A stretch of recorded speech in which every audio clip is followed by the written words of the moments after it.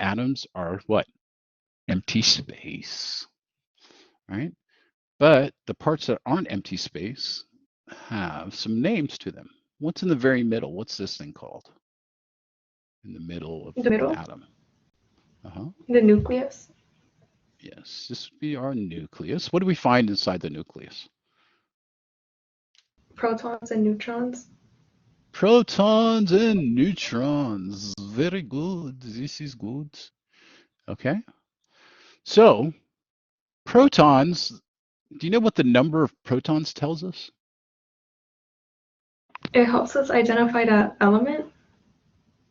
Perfect, Lisa. Almost called you by your sister's name. Do you know what the number of electrons determine? Reactivity, which essentially is a chemical property, right?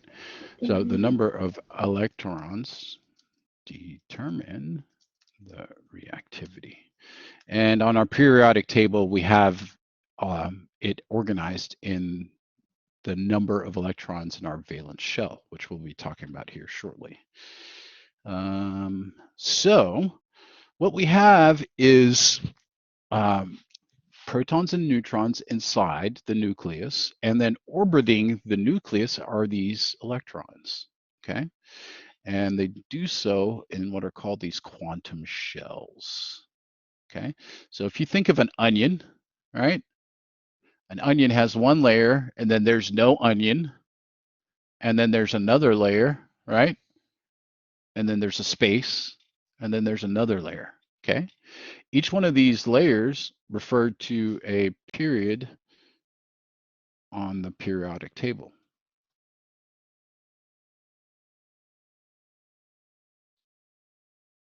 Okay, and these are the rows.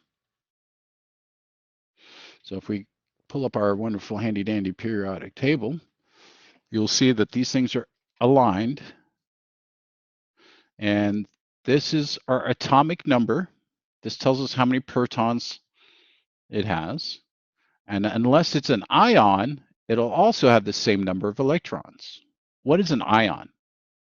Do you guys know what an ion is? An ion, Charged go ahead. atom? I mean, yeah, charged atom. Yeah, that's exactly right. Ion is a charged atom. And it gets its charge by what? Gaining or losing electrons. Because the number of protons have to stay the same. Otherwise, we change what it is, right? So the only thing that can change is the number of electrons. So there's two types of ions. There is the cation. Meow. Cation is a positively charged atom in which we have an electron, okay, could either shoot off, go to another atom, bond, whatever. An anion is a negatively charged ion. Okay, are you with me so far? Yeah. Okay. Yes. So back to the atom.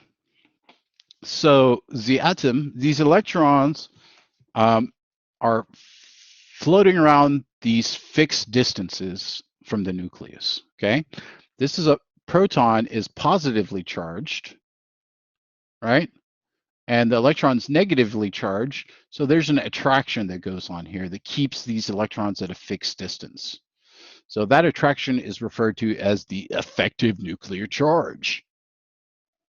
And we'll be talking about that when we talk about isoelectronic compounds and atomic radius here in a little bit. So what was I talking about there? The effective nuclear charge is the charge of the attraction felt by electrons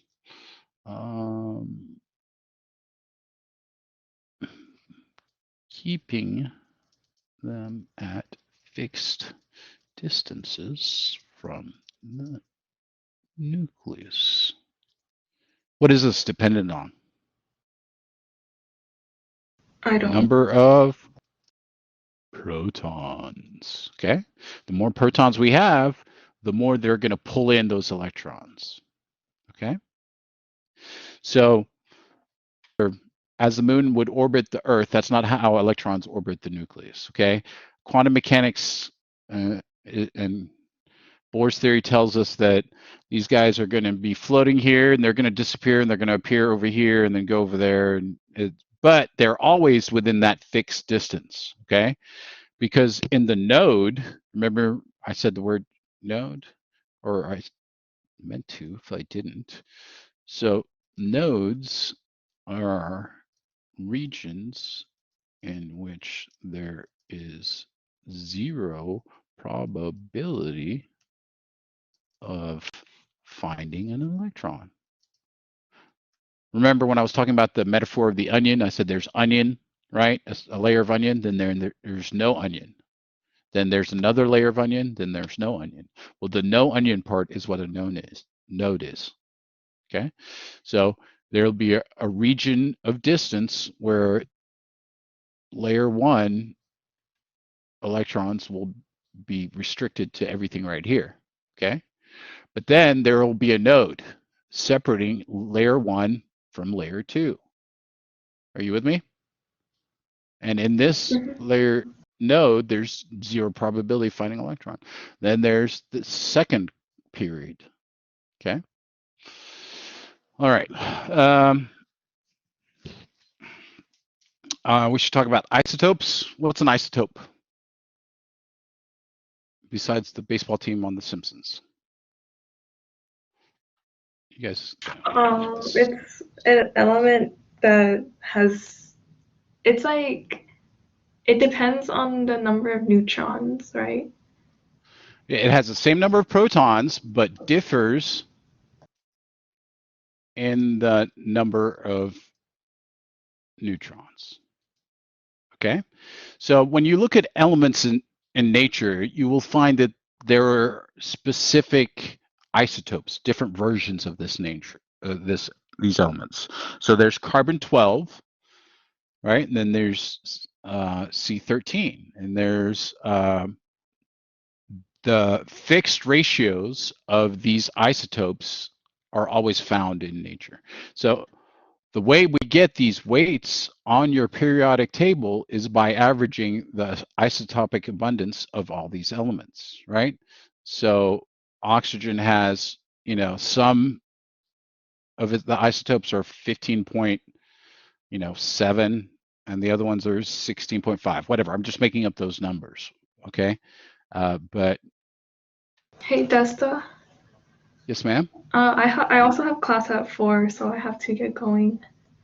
Oh, okay. Would 2:00 be better for you guys? Are y'all available at 2? Yeah, I'm available at 2. Bless you. I won't be available until 2:15 though. 2:15. Okay. Can we start at 2:15 then next week, and we'll try to squeeze it in the time frame. Usually, I like to do 2 hours for these sessions, but again, we're trying to cover 3 weeks of information in a short period of time. If you want for this week only, since the exam's in 2 weeks, we can do a Thursday session at the same time. Are you guys free and interested? I might have PLTO on Thursdays. Okay, fair enough. Have y'all started quantum numbers? I don't think so. Okay. Let's see. Or maybe Friday? How does your Friday afternoon look? Maybe. Okay.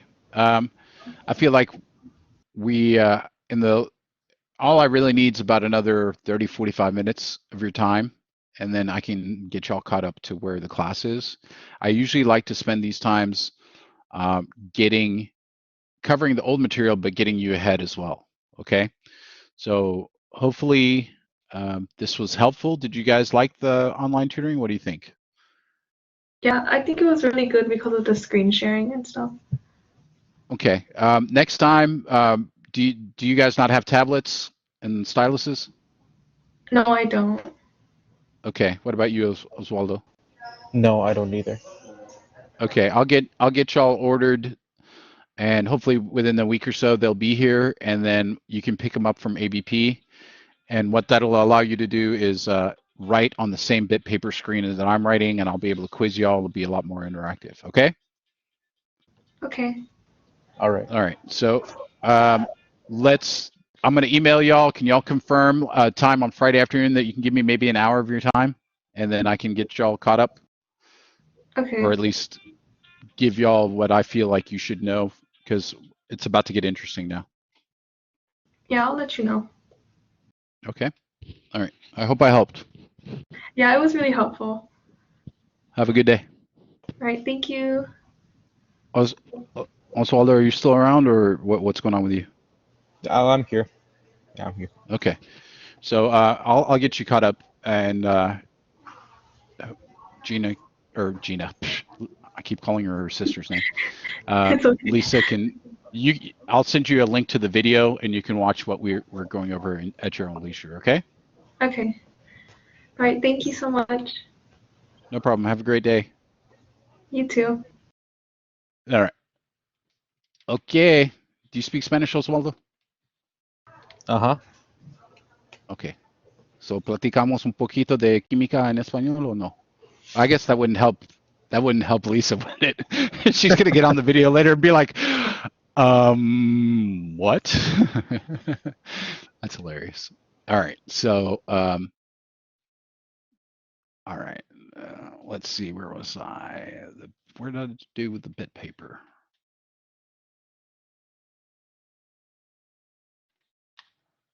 Did I close it? I better not have closed it.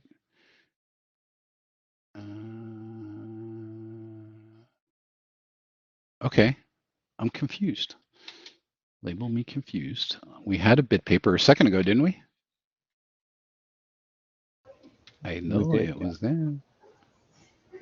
¿Por qué no quiere?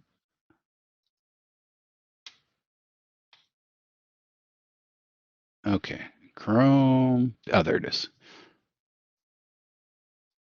Error. What? Oh, come on.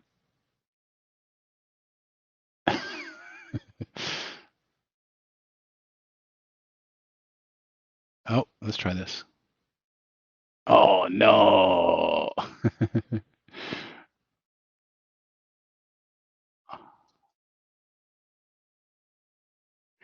That's all right. I can use my drawing software.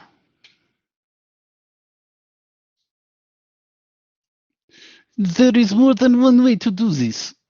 It is okay. No. We're going to go color black. Okay. All right. Let's do a new layer. Okay. So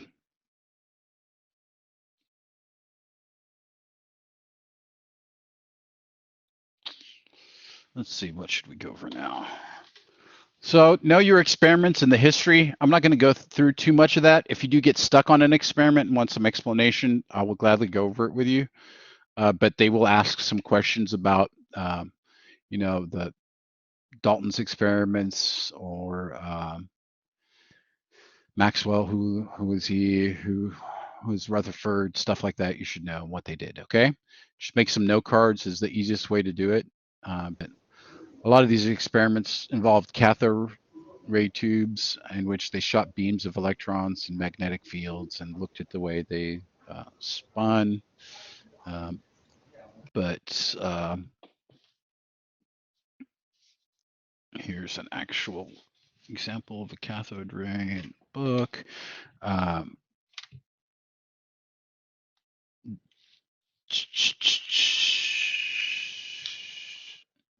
Yeah, go through these experiments on your own. Okay, so let's talk about mass number and atomic number are important things that you'll need. So the atomic number we've already discussed on a atom, but let's say we have element X. Okay, here we're going to see the atomic number, and then at the bottom we'll see the mass number.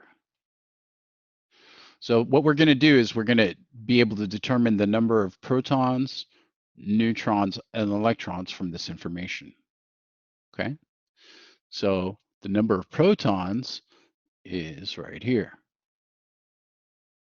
And if it's not an ion, it's also the number of electrons.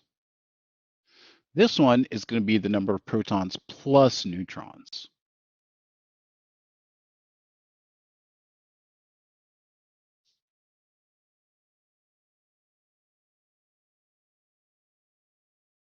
Okay.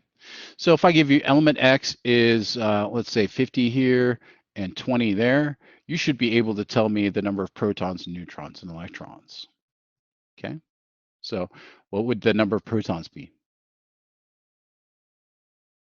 50 Good. Number of neutrons. would be 30. And then electrons? What is it? I believe it's 30. Right?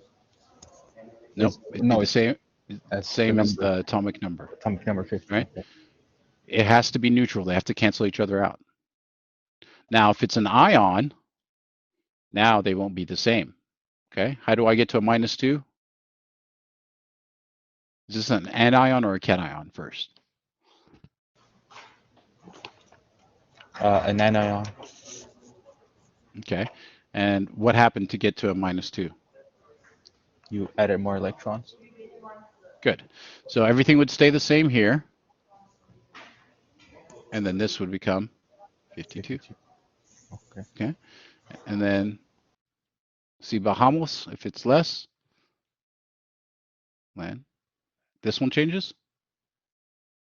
No. No, never, right? This one would become 47. Are you with me? Yeah. Sometimes they might even mess with you a little bit, and they'll give you pieces of the puzzle and ask you to fill in. Let's see. Let's do like this, like this, like this. Let's say this is 20. Or actually, we'll make this a 10. And they'll ask you to fill in the table. Okay, so you should know that the number of neutrons won't change, right?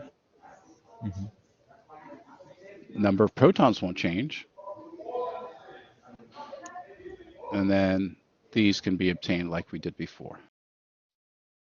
Okay, that was an oversimplified one. They'll get a little bit more complex, but that's the basics of this section for the atomic number, mass number. Okay, any questions on that? No, I get it now.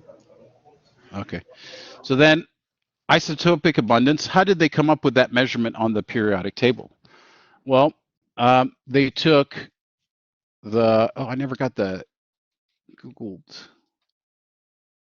I Googled it and I never brought it over. So the example that they use, oh, you're not going to let me save image. They use hydrogen and its isotopes. Okay. So, oh, it's not a PDF. It's not going to let me. So I'll just bring it over here. So here's carbon. Okay, for instance, carbon has C12, C13, C14. Okay, in nature, they're always going to be the fixed ratios of these guys present. And the way we got carbon's mass is by taking those fixed proportions, multiplying by the mass, and adding them together. Okay, so the general formula for isotopic abundance is you take the sum, okay, this means add, the number of isotopes of the mass of the isotope times the percent abundance. What is that fixed ratio that you find in nature of that isotope? Okay, so let's say you have element X and it has two isotopes. One isotope has a mass of I don't know, 10.1, and it's present 30% of the time in nature always. And isotope B of X has a mass of 11.2, and it's present the rest of the time. Okay. And they want to know what would you find on the periodic table? Okay. What is the percentage abundance? Okay, so, well, in that scenario, what you would do is you would just use this formula there. You would go summation of mass times percent.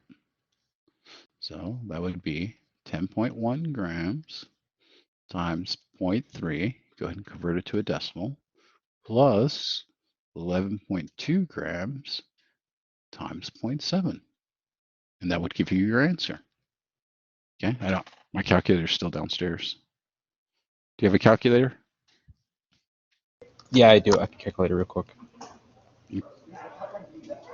10.87 grams. Okay, right on. Now that's a straightforward way of them asking it. They might be a little sneakier. Okay, they might ask for these and give you what this is in your problem. So let's look at something like that. Okay, so that would be something like, let's say element Y has a percentage abundance. There are two isotopes. YA has a mass of 19.8. YB has a mass of 21.2. And I want to know what are abundances in nature. Sorry, Oswaldo. So in this scenario, what we do is we use what we know. Okay. So what do we know? We know that the mass is 19.8 for one, right? But I don't know the percentage. Plus, it's the same formula, mass times percent. Okay. And then mass of B times percent of B, this is A, and that will equal the average. So in this case, I don't know what the mass of A is, right? And or the percentage of A is. And then the other one was 21.2 grams. And I don't know what that one is. I do know that the mass of the average is 20.65. Okay. That's what I have so far. Can you think of another equation that might help us relate X and Y? What are X and Y? I should have labeled my variables at the beginning. What's X? X is the percentage abundance of isotope A. Y is the percentage abundance of isotope B. Can you think of anything that might relate the two? Are they both equal to 1? If we're thinking Yeah, of they're it in decimals? perfect. That's exactly right. The sum of them must be equal to 1 because, or 100 if you're dealing with percentages, because that's the total amount present in nature. It's always going to be a fixed amount. So we know that X plus Y, I like to use 1 because if you use 100, then you have to multiply this by 100, and most people forget to do that. Okay, so now that you know that, you can plug into this equation what Y is, because you have two equations with two unknowns, and whatever method you want to solve that algebraically, whatever floats your boat. I'm going to use the substitution method. Okay, and then you can solve for X. That's most likely what you'll see on the test question, is something like that. You might see one of the other ones, the more straightforward ones, but if you see one of those, you'll see that. Okay. Any questions on isotope abundance? Nope. I think I'm good there. Okay. All right. So we use average, or we use isotopic abundance to find the average atomic mass. All right. So then the periodic table. Okay. So the periodic table is basically a list of elements, and they are arranged with metals being over here, okay, and over here. These are called the transition metals. The non-metals are over here, and the metalloids are over here, okay? And basically, let's go over the individual names, okay? You should know that these are called the alkali metals, row 1. And because they're in row 1, the outermost shell has 1 electron. That outermost shell is called the valence shell. Okay, it'll determine the reactivity. All of these in the first column react relatively similarly because the electrons dictate the reactivity. I said that at the very beginning. The protons determine the identity. Okay, these are the alkali earth metals. These are the cholo halogens. Orale, no, the chalco halogens. Okay, these are the halogens. And these are the noble gases. We are noble. Down here we have the radioactive lanthanides and actinides. Okay. And when we talked about the onion, right? Each one of these rows is the layer of the onion. And the further we go down, the bigger your atom's going to get because the atomic radius increases with every layer of the onion that you add. Okay. There are other trends in the periodic table we're going to go through later on, like electronegativity, ionization energy, all that stuff. I'm not going to go through that now. The next thing we go through is what is a mole? Okay, so moles are a way of standardizing everything and quantify the amount of substance that contains Avogadro's number of molecules. Okay, and it allows us to moles allows us to switch from things back and forth. So here, let's see, where are we? We're almost done, buddy. New layer. Where did I put my stylus? Literally just had it in my hand. There it is. Okay, so moles, the way we get to moles is, let's say I have 10 grams of sodium, okay? Then I would go to my periodic table and I would look up what's called the molar mass of sodium. And that's how many grams are in 1 mole. And you find that in your periodic table. And for sodium, I want to say it's 22.99, if I'm not mistaken. Nerd. Yes, I am a nerd. That's probably not right. What is it? Yep, 22.99. So what we do is we do one of those conversions, and we can now go from grams to moles. Okay, and we know that moles is always going to be a 1, and this is going to be 22.99. Are you with me? Yes. Okay. So then if you wanted to go to Avogadro's number, we could say, well, 1 mole of Na is 6.022 times 10 to the 23rd atoms or molecules. And then you can determine how many atoms are in 10 grams of sodium. I don't have a calculator, so you'll have to tell me what that is. How many sig figs would you expect in your answer here?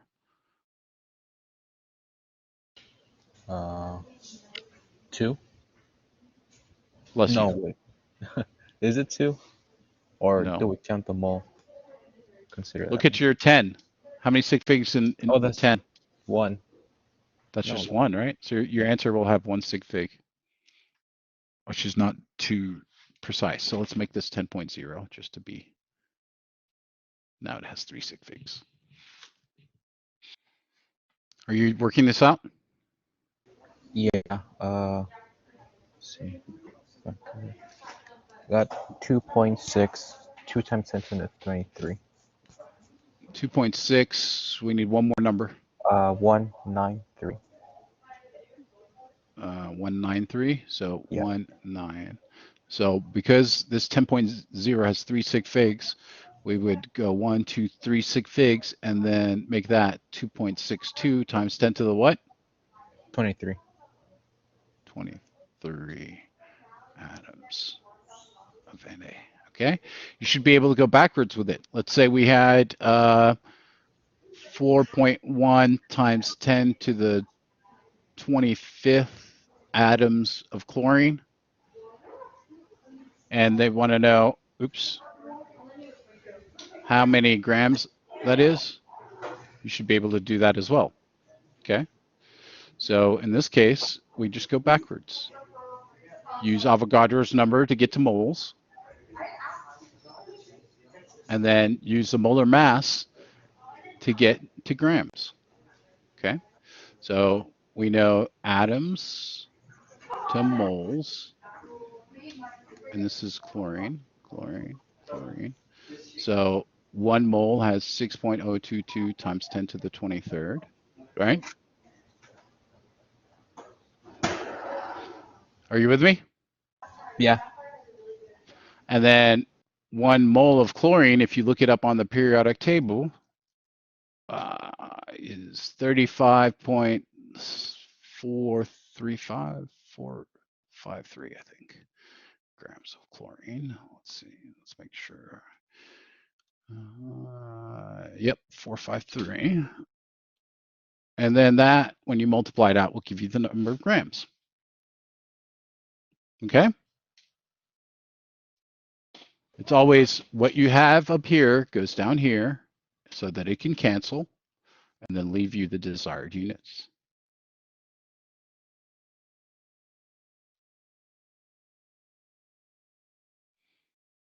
Okay? Okay.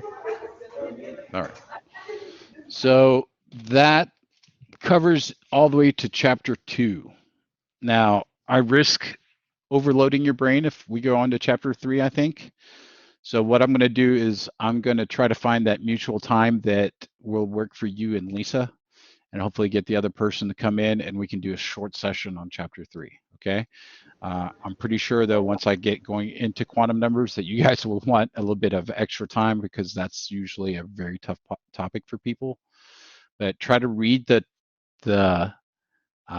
book. I will also send my video on quantum numbers for you guys and my video on shells.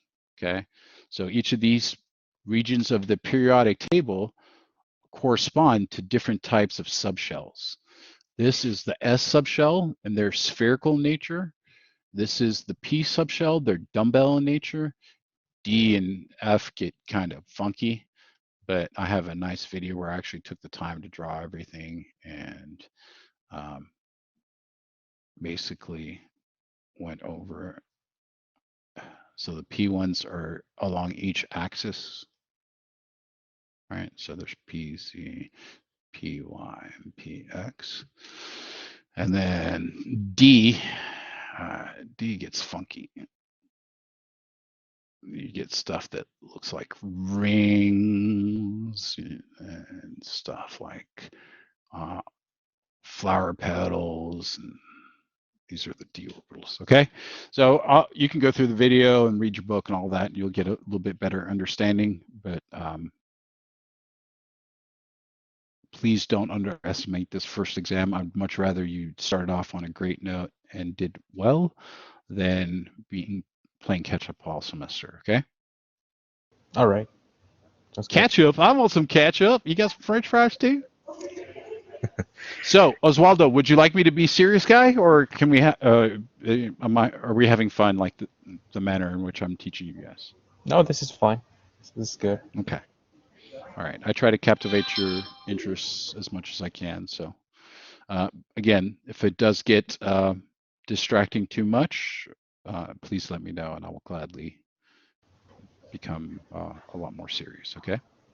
All right. But I try to make it fun. So, with that being said, if you don't have any questions on today's material, I'll wrap it up and let you out 4 minutes early. And use your time wisely. And if I can teach you anything this semester, Oswaldo, take care of your responsibilities first and then have fun. If you can do that, you will go far in life, let alone UTD. Okay? All right. Thank you. You're like, just to quit preaching. I'm ready to go. I'm hungry. But no, I hope I helped and have a great day, man. All right. You too. Thank you. Bye. No problem. Bye.